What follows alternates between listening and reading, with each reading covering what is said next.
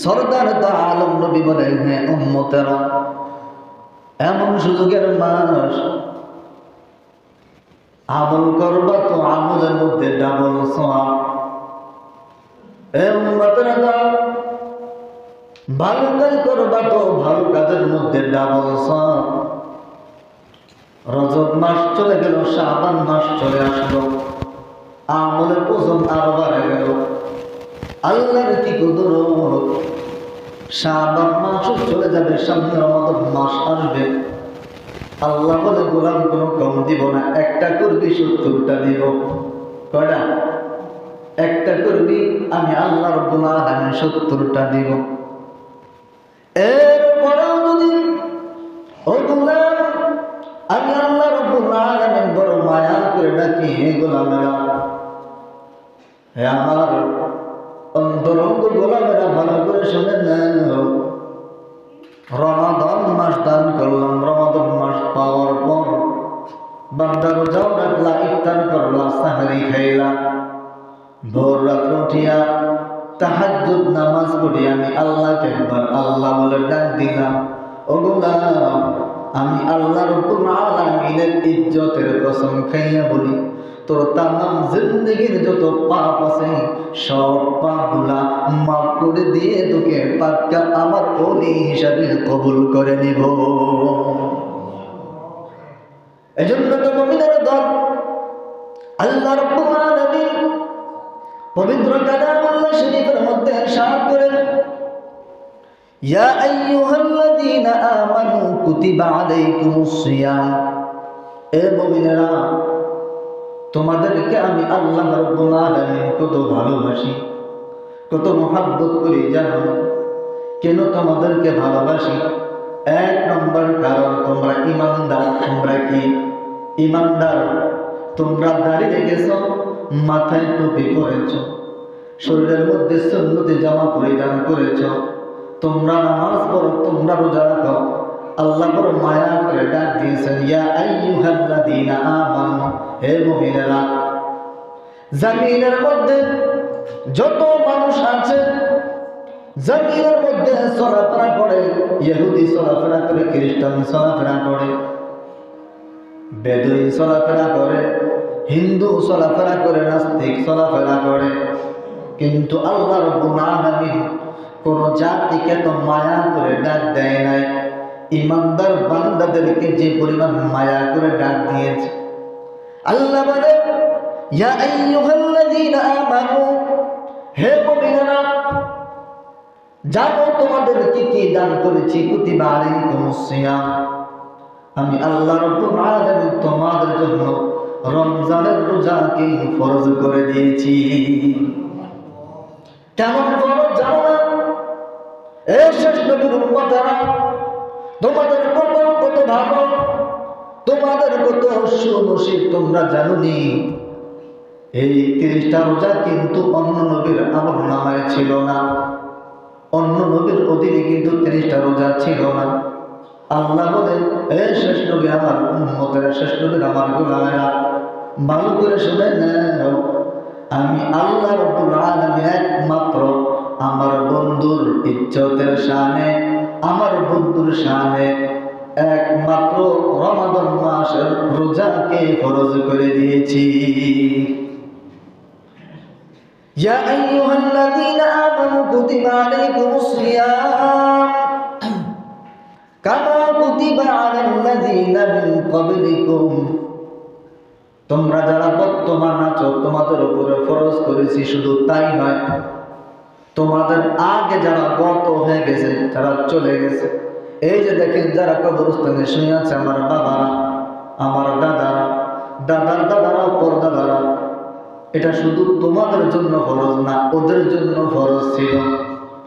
তবে খবর নাও, কবরস্থানের দিকে তাকাইয়া খবর নাও, যারা কবরে চলে গেছে, এদের মধ্যে কিছু মানুষ এই রমাদান মাসকে পাওয়ার পর কাজে লাগাইছে। কবরস্থানে যারা শায়িত আছে, এদের মধ্য থেকে আবার কেউ কাজে লাগায় নাই। যারা কাজে লাগাইছে এরাও চলে গেছে, যারা কাজে লাগায় নাই এরাও চলে গেছে, কেউ থাকতে পারে নাই। অতএব এখনো যারা সামনে যে রমাদান মাস, এই রমাদান মাসকে কাজে লাগাইব, আমলে পরিণত করব, এরাও চলে যাব। যারা রমাদান মাস পাওয়ার পরও দিনের বেলা আহার করবে, তাস খেলবে, জুয়া খেলবে, তারাবি করবে না, নামাজ পড়বে না, এরাও চলে যাবে। তবে কথা হলো, যারা আমল করবে এরাও চলে যাবে, যারা আমল করবে না এরাও চলে যাবে। তবে ব্যবধানটা হলো কি, আল্লাহ তাআলা কোরআন কারীমের মধ্যে ইরশাদ করেন, ফারিকুম ফিল জান্নাতি ওয়া ফারিকুম ফিস সাঈর। আল্লাহ তাআলা বলেন, এ গোলাম ভালো করে শুনে নাও, ব্যবধান হলো দুটা। কয়টা? একটা ডান আর একটা বাম। ব্যবধান কয়টা? দুইটা। একটা ডান আর একটা বাম, একটা আলো আর একটা অন্ধকার। একটা মানুষ সাঁতার পারে না, তাকে যদি বলা হয় বাবা পুষ্করিণীর মধ্যে ঝাঁপ দাও, জীবনে দিবে? জীবনে দিবনি, জীবনেও দিব না। কিন্তু সাঁতার পারনেওয়ালা বান্দাকে যদি বলে ঝাঁপ দাও, বিলম্ব করবে না।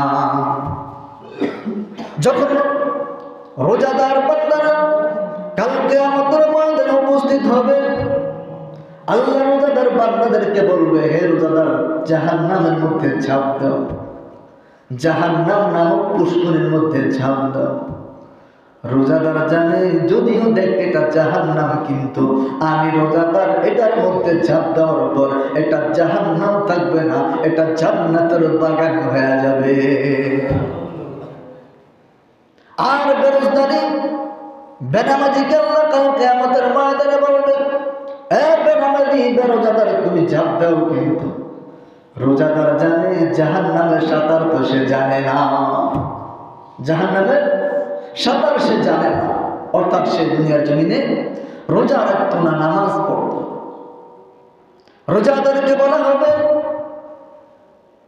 আগুনের মধ্যে ঝাঁপ দাও, জাহান্নামের মধ্যে ঝাঁপ দাও। বলতে দেরি হবে রে গোলাম, বিলম্ব করবে না, সাথে সাথে ঝাঁপ দিয়া দিবে।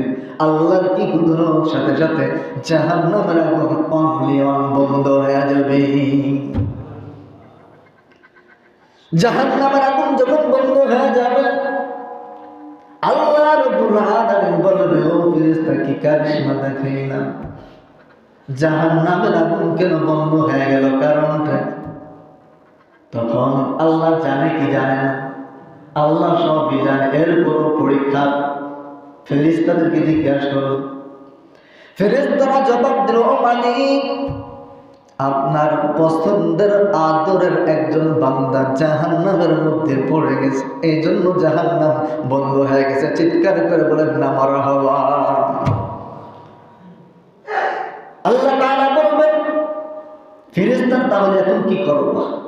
ফেরেশতারা এখন কি করবা? এবার ফেরেশতারা আল্লাহকে বলো, মালিক, অবস্থা বড় ভয়ঙ্কর। যদি রোজাদারকে জাহান্নাম থেকে না উঠাই, তাহলে জাহান্নামের বাকি মানুষগুলো বেঁচে যাবে, জাহান্নামের শাস্তি থেকে এরা হালকা হয়ে যাবে। তাড়াতাড়ি জাহান্নাম থেকে উঠাতে হবে। হাদিসের মধ্যে নবী আলাইহিস সালাতু ওয়াস সালাম বলেন, ভালো আমলকারী, ভালো আমল করেওয়ালা বান্দাকে যখন জাহান্নাম থেকে টান দিয়ে উঠাতে যাবে, তার আশেপাশে অনেক মানুষ আছে না নাই? আমি নামাজ পড়ি, আমার সাথে সম্পর্কযুক্ত এলাকার মধ্যে মানুষ আছে না নাই? আপনার সম্পর্কের মানুষ আছে না নাই? যখন টান দিয়া জাহান্নাম থেকে উঠাইতে যাবে, হাজার হাজার মানুষগুলা আমার পাশে ধরবে আমার হাত, এর পাশে ধরবে হের হাত, এমন করে করে করে করে লক্ষ লক্ষ মানুষ বান্দাকে আঁকড়ে ধরবে আর বলবে, কই যাও আমারে তুই? দুনিয়াতে না তোমার ইফতার করাইছি, দুনিয়াতে না তোমাকে 5 টাকার জালমুড়ি খাওয়াইছি, দুনিয়ার জমিনে তোমাকে 1 গ্লাস পানি পান করাইছি, আমাকে তুই এখন তুমি কোথায় যাও? আমাকে রেখে জাহান্নামে থেকে তুমি যাইতে পারবা? শত শত বছর বছর জাহান্নামের আগুনে আমি জ্বলছি, আর জ্বলা সম্ভব না। তুমি জান্নাতে যাইতেছো, আমাকে রেখে যাও না। তোমার বডির সাথে তোমার জান্নাতি কাপড়ের সাথে পেঁচাইয়া তুমি আমাকেও জান্নাতের মালিক বানায়া দাও। আরে নবীর উম্মতেরা বল, হাদিসের মধ্যে নবী আলাইহিস সালাতু ওয়াস সালাম বলেন, এমনি ভাবে জাহান্নাম থেকে যখন জান্নাতি মানুষটাকে উঠানো হবে, সাথে সাথে লক্ষ লক্ষ মানুষ একটা বান্দার উসিলায় কাল কিয়ামতের ময়দানে জান্নাতের মালিক হয়ে যাবে।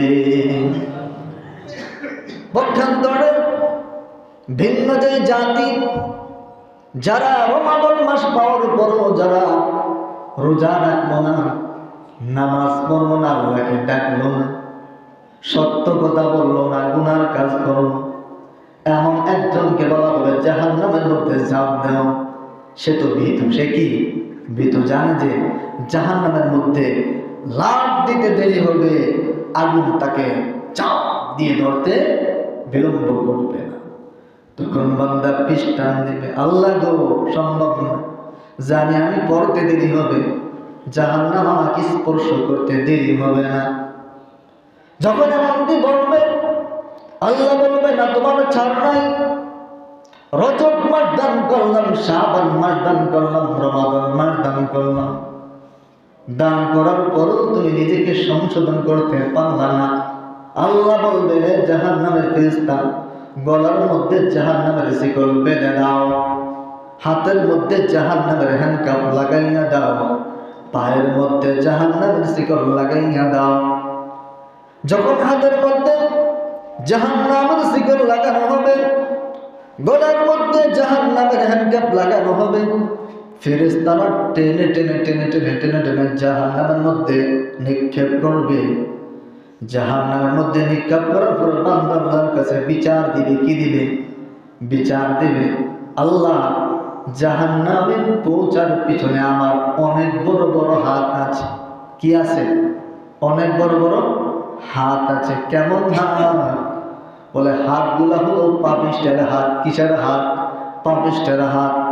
ও মালিক, তুমি যখন দুনিয়ার জমিনে আমাকে প্রেরণ করেছ, আমি বান্দা খারাপ ছিলাম না, কিন্তু এলাকার ওই যে ওমর ফারুক নামক বান্দাটা, এলাকার আবু সাইদ নামক বান্দাটা, আব্দুল কারিম নামক বান্দাটা আমাকে মদ খেলার দিকে আসক্ত, মদ খাওয়ার দিকে আসক্ত করেছে, তাস খেলার দিকে আসক্ত করেছে, জুয়া খেলার দিকে আসক্ত করেছে। আল্লাহ বলবে দেখো আব্দুল করিম কোথায় আছে, আব্দুল কুদ্দুস কোথায় আছে, ওই বান্দা কোথায় আছে, এদেরকেও কি করো? হাতে হ্যান্ডকাপ লাগাও, এদেরকেও পাকড়াও করো। হাদিসের মধ্যে নবী আলাইহিস সালাতু ওয়াস সালাম বলেন এদেরকেও পাকড়াও করবে, এদেরকেও জাহান্নামের মধ্যে দাখিল করে দিবে। নাউজুবিল্লাহ। শুধু তাই নয়, জাহান্নামী বান্দা আরো আল্লাহ তাআলার কাছে বিচার দিবে, ও মালিক এই পর্যন্ত শুধু তারা দায়ী নয়, আরো দায়ী আছে। বলে কারা দায়ী? বলে আমি যে খারাপের দিকে চললাম, জাহান্নামের দিকে চলতেছিলাম, এর পিছনে আমার বড় ভাইও আছে। কে আছে? বড় ভাইও আছে। আর কে আছে? এর পিছনে আমার বাবাও আছে, মাও আছে। কেন তোমার মা, কেন তোমার বাবার পিছনে আছে? এবার জাহান্নামী বান্দা আল্লাহ তাআলার কাছে মামলা দায়ের করবে, ও মালিক আমি নামাজ পড়ি নাই, রোজা রাখি নাই, আমার বাবা আমাকে ডাক দেয় নাই। কি দেয় নাই? আমার বাবা আমাকে নিষেধ করে নাই, আমি আমার নিজের মন মতো চলাফেরা করেছি, আমার মন চেয়েছে ঘুমাইছি, মন চেয়েছে আমি জুয়া খেলেছি, মন চেয়েছে আমি রমাদান মাসে রোজা রাখি নাই, ঘরের মধ্যে পর্দা লাগাইয়া, দোকানের মধ্যে পর্দা লাগাইয়া দিনের বেলা হার করেছি, কিন্তু আমার অভিভাবক, আমার মা বাবা আমাকে ডাক দেয় নাই।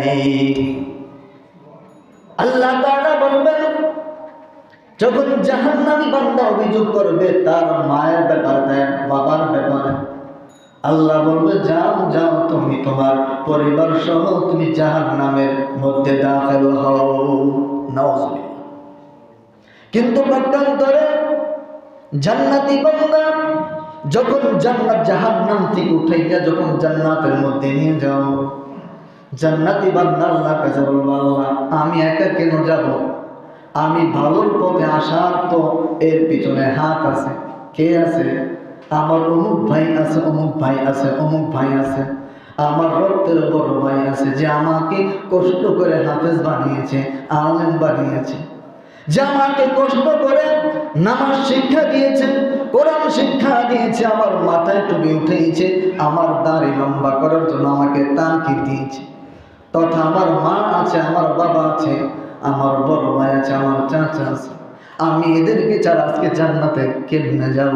এটা তো আমি নিমুখারান করব, তথা আমি একা জান্নাতে যাব না। যদি আমার একা জান্নাতে যেতে হয় তাহলে আমার জন্য জাহান্নামই ভালো। আল্লাহ বলবে, যা গোলাম যা, তোর 14 গোষ্ঠী যারা তোর আত্মীয় স্বজন আছে, যারা তোর ন্যাক কাজের সহযোগিতা করেছে, তুই সবাইকে নিয়ে সোজা আমার তুই জান্নাতের মধ্যে চলে যাও।